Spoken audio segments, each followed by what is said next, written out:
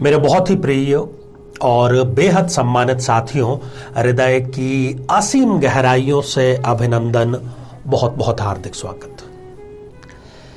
साथियों, कहा गया है कि एक ही साधे सब सधे और सब साधे सब जाए। रहीम मूल ही सींच दो, फूले फले अघाए। बड़ा ही सुंदर और बड़ा ही प्रासंगिक संदेश है इसमें। आज हम देखते हैं कि लोग मल्टीटास्किंग, एक ही समय में कई सारे कार्य करने का प्रयास करते हैं। कुछ समय कुछ कार्य करते हैं, फिर नौकरी छोड़ते हैं, फिर दूसरी नौकरी पकड़ते हैं, फिर वो नौकरी छोड़ते हैं, फिर कोई बिजनेस करते हैं, फिर वो बिजनेस छोड़ करके कोई दूसरा बिजनेस करते हैं। उनको जो कार्य वो वर्तमान में कर रहे होते हैं वो सबसे बुरा कार्य लगता है दुनिया का, कि ये गलत कार्य है। देखो, वो जो व्यवसाय है जो कि कोई और कर रहा है, उसमें उनको प्रॉफिट बहुत अच्छा नजर आता है। बजाय अपने कार्य को ठीक ढंग से करने के, वो बार बार कार्य बदलते रहते हैं। इस दोहे में क्या कहा गया है कि एक ही साधे सब सधे। आप एक कार्य करो, उसको पूरी तल्लीनता, पूरी ईमानदारी, पूरी मेहनत के साथ में करो। एक ही साधे सब सधे, सब कुछ आप जुटा लोगे।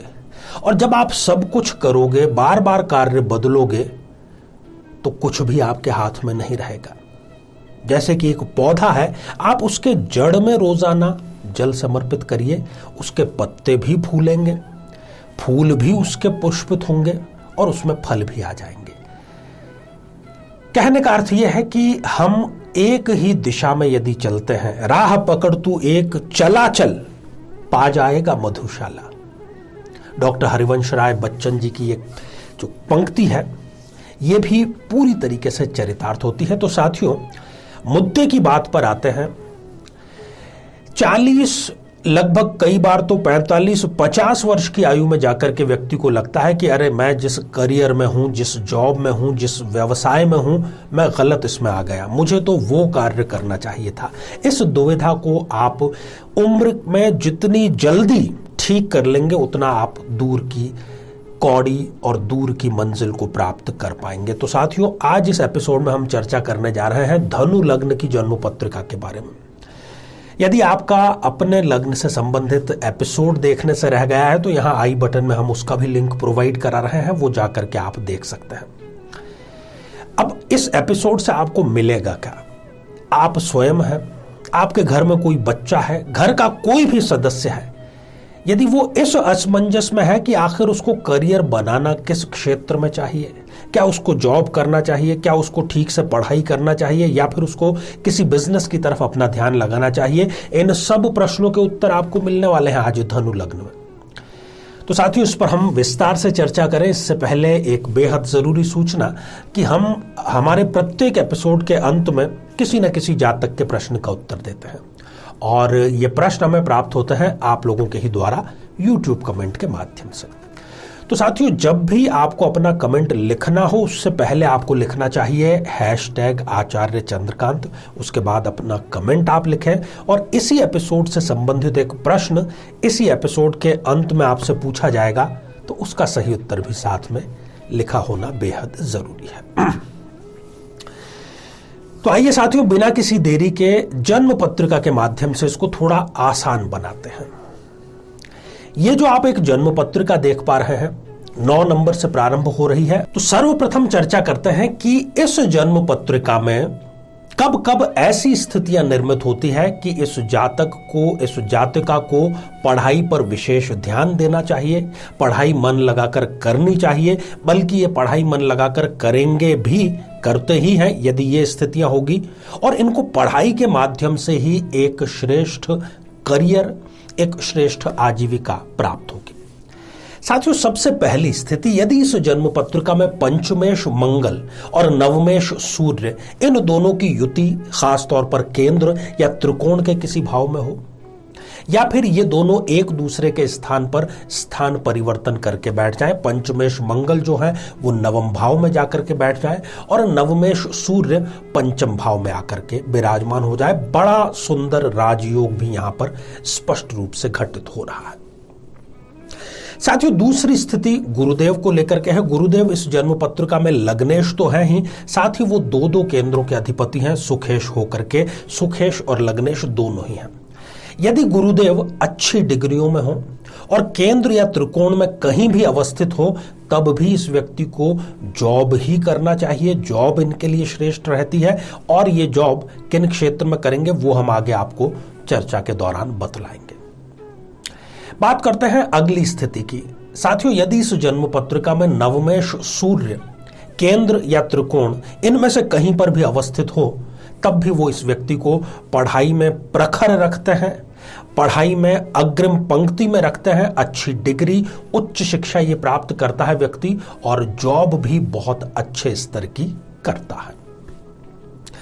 साथियों, चौथी स्थिति, यदि इस जन्म पत्रिका में पंचमेश मंगल उच्च राशि के हो, जहां पर कि आप 10 नंबर का अंक लिखा हुआ देख रहे हैं, यदि वहां पर पे विद्यमान है, तब भी ये श्रेष्ठ इनके लिए यही रहेगा कि ये अच्छे से पढ़ाई करें, अच्छी जॉब भी इनको मिलेगी और जॉब के माध्यम से ही सारे सपने भी इनके साकार अवश्य होंगे।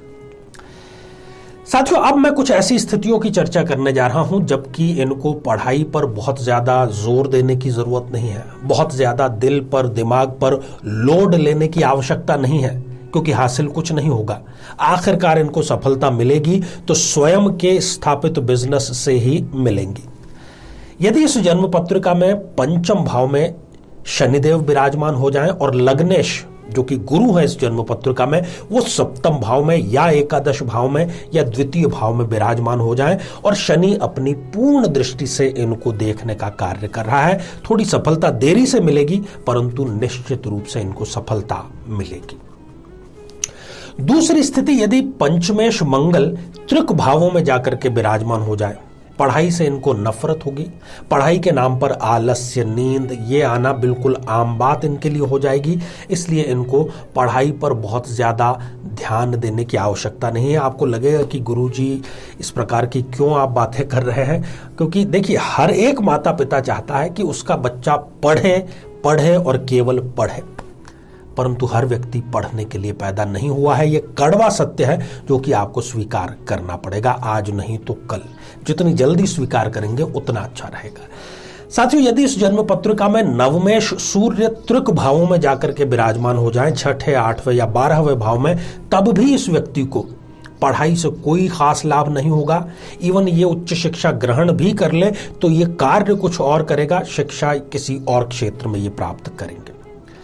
चौथी स्थिति, यदि नवमेश सूर्य नीच राशि के विराजमान हो जाए, जहां पर कि आप 7 नंबर का अंक लिखा हुआ देख रहे हैं, यदि वहां पर विराजमान हो जाते हैं, तब भी इनको पढ़ाई से कोई विशेष लाभ नहीं मिलेगा। ये एक बिजनेसमैन की कुंडली ही जरूर निश्चित रूप से बनती है। अब यहां पर सबसे काम की बात करते हैं कि जॉब करना है, पता चल गया, परंतु किस फील्ड में करना है।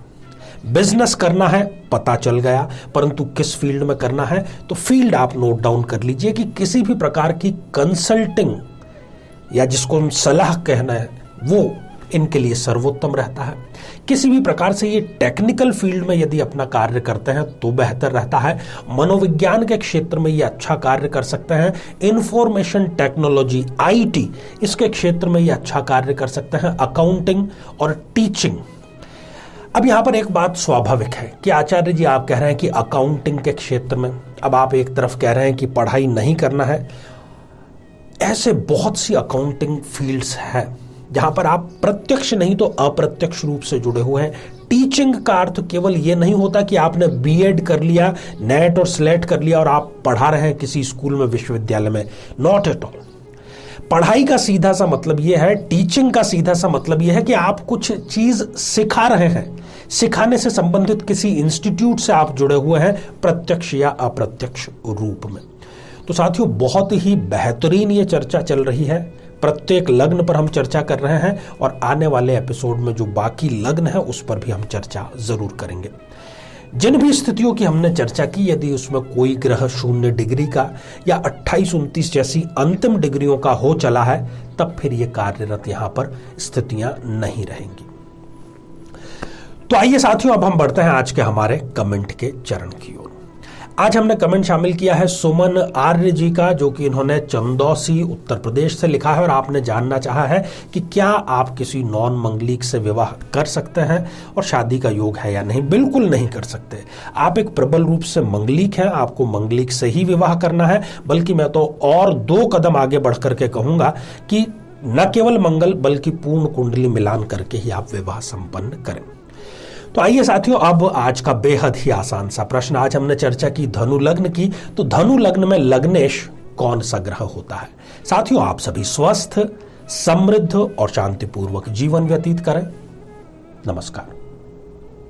जीवन में किसी समस्या का सामना कर रहे हैं, जैसे कि शादी में देरी होना, पति पत्नी में मनमुटाव या तलाक तक की नौबत आ जाना, संतान का प्राप्त न हो पाना, नौकरी या धन प्राप्ति में बाधा आना, जीवन के प्रत्येक क्षेत्र में किसी न किसी प्रकार की बाधा आना, तो आज ही अपनी जन्म पत्रिका का संपूर्ण विश्लेषण करवाएं और पाएं समस्या से सदैव के लिए मुक्ति।